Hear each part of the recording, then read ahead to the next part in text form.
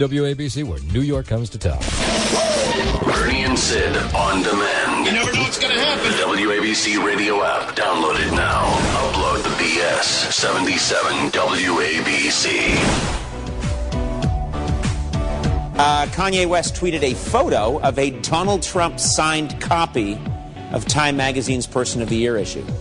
Trump signed it to my good friend Ben Carson. I love that.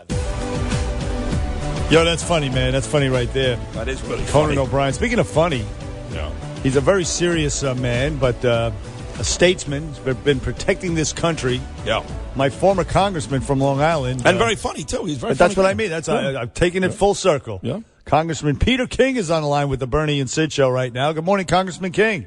Hey, Bernie, how you guys doing? Hey. How are you? I'm great. Actually, you were on my mind last night. My beautiful wife, Danielle, works for a great law firm in Garden City, Peter. Anthony Capitola, who happens to own the Cortland, and he made the firm last night a nice little Christmas party at the Cortland. So he walked me around the place. A great guy, and his daughter, Michelle. And you're everywhere. Pictures of Peter King all over the place. Well, Tony Capitola is a great guy. Really a top lawyer, businessman. Really solid guy, and I hope he hasn't hurt his reputation by having my picture up there. He's also big with the Republican Party, too, obviously, so he loves you. And, a very good Republican. Now, your wife didn't say my husband said that guy's a moron. No, we love you. You kidding me? Okay, we love you. We love you. So you got a busy But day. isn't it called the Carlton? It's called the Carlton. Carlton. Yes, Right. it's called the Carlton. He also owns was it the Miller Ridge? Miller Ridge Inn, yes. Yeah. Yes. He's doing very well, but he's a very successful guy. Yeah, he's a great guy. Great guy. Good guy. And he loves the Congressman. He loves Peter. Long live the King, he says. As do myself. Now, Congressman King, this whole Russian hacking thing, you were incensed last night on Fox News. Understandably, these leaks all this stuff is being leaked to the press. And you're saying, why the hell don't they give it to us? You're on the Homeland Security Committee. Tell us. Intelligence Committee. Yeah. Listen, I mean, not only are they leaking, but what everyone's telling us in the intelligence community is that they do not know what the motive was, other than they felt the Russians wanted to just disrupt the election. And this started long before Donald Trump was a candidate. And as recently as November 17th, the director of national intelligence said that we cannot say that they will favor one candidate over another. We've heard nothing since then, and they're supposed to alert us whenever there's a change. Instead, we read it in the Washington Post and the New York Times, and they're saying the CIA, they're saying the intelligence community. Well, who's the CIA? Is it John Brennan, the director? Is it some guy in an office somewhere? I mean, there is no finding of the CIA. They put out findings and conclusions, and there is nothing at all saying what Washington Post and New York Times are saying. So there's two things here. One, if there is such a report, and they're keeping it secret, then by giving it to the New York Times, that's a crime. By giving it to the Washington Post, it's a crime. If somebody in the CIA is freelancing on their own, then it's almost like you have our top intelligence agency is working against the president of the United States. It's like a disinformation campaign being run by an intelligence agency against its own government. It's terrible. Wow. And first of all, this guy, the CIA director, this John Brennan, he's a political guy, and he's not very, in my opinion, Congressman King, very competent. He missed ISIS, he missed Benghazi, and I don't have a lot of confidence in him, and I wouldn't be surprised if he was the guy politicizing this. Again, it could be John Brennan, it could be, but listen, no matter who it is, they should be finding out, if it is being done unauthorized, then there should be a major investigation right now by the CIA internally and by the FBI to find out who it is and prosecute that person. If it is an official report and they haven't given it to Congress, that violates the law because they are obligated to report regularly to the House Intelligence Committee and the Senate Intelligence Committee. Right. And yesterday, when the chairman of the committee, Devin Nunes, called all of them to a meeting today, they said they don't have the time to come. So they have the time to leak it to the New York Times. They have the time to leak it to the Washington Post and talk off the record, but they don't have the time to talk to the committee in Congress, which has the statutory responsibility to oversee them. It's really disgraceful. Really. No, that is disgraceful. Now, you mean it with Trump today at 12 o'clock? Yeah, geez, you guys know a lot. Yeah, I am, yeah. Okay. Wow. And is that about this? Are you allowed to talk about it, or are you not? No, actually, we're going to close down a few radio shows. We don't.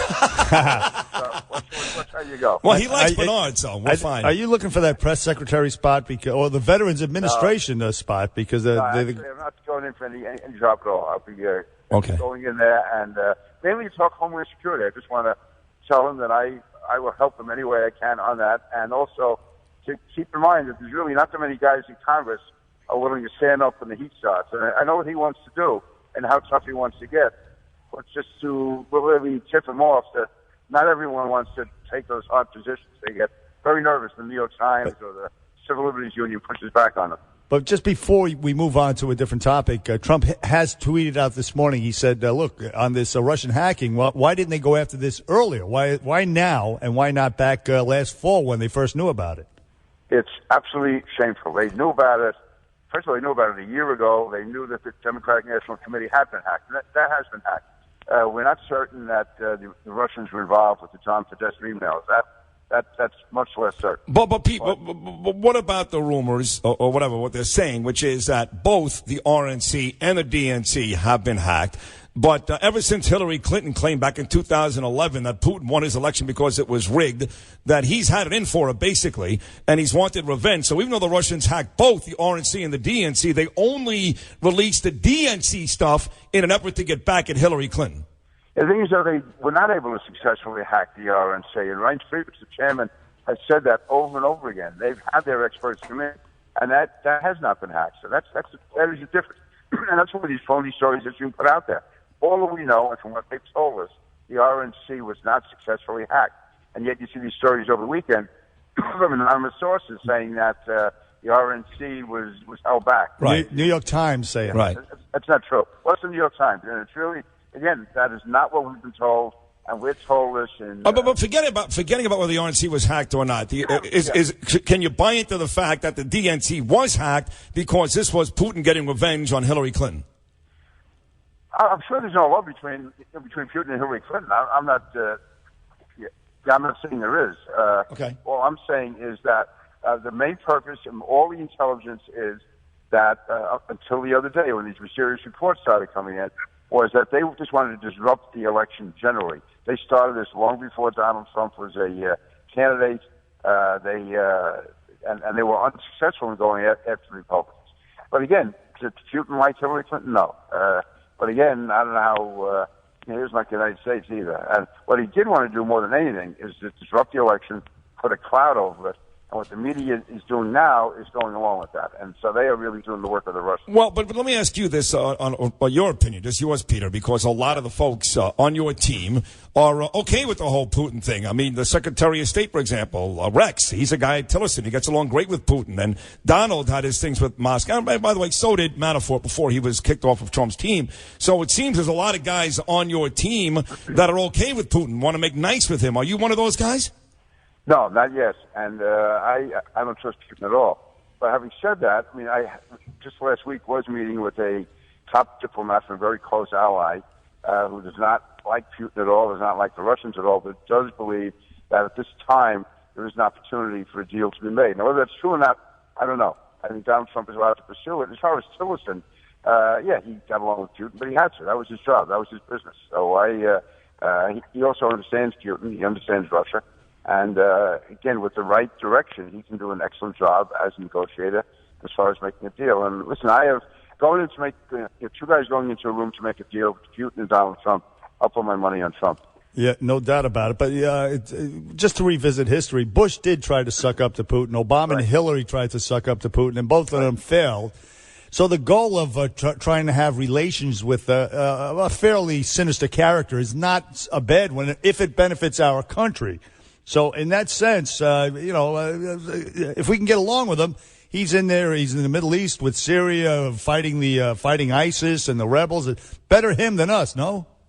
Yeah, except my concern there, though, is that if he is close to Iran, and if Russia builds up its strength in the Middle East, then it makes Iran stronger, and Iran definitely is a threat.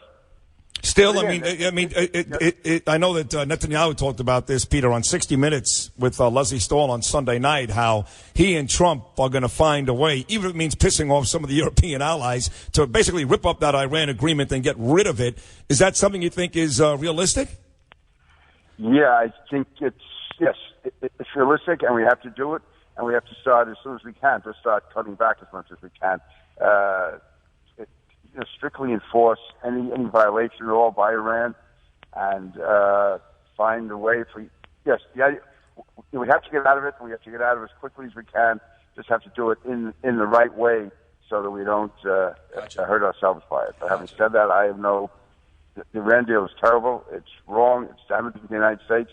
And I would say Donald Trump and Benjamin Netanyahu are on exactly the same page. Now, Congressman Peter King on the Bernie and Sid show, my former congressman from Long Island, the situation in Syria and Aleppo is deteriorating. A lot of people saying, look, we should have done something. We should be there. We should be helping out. This is a disgrace. But do you really think, Congressman King, I happen to disagree. I'm glad we're not in the middle of that quagmire over there. I know that Obama pulled out the troops and it led to the rise of ISIS, but forgetting about that, is there anything we should be doing that we're not doing? It's very difficult right now, to be honest with you.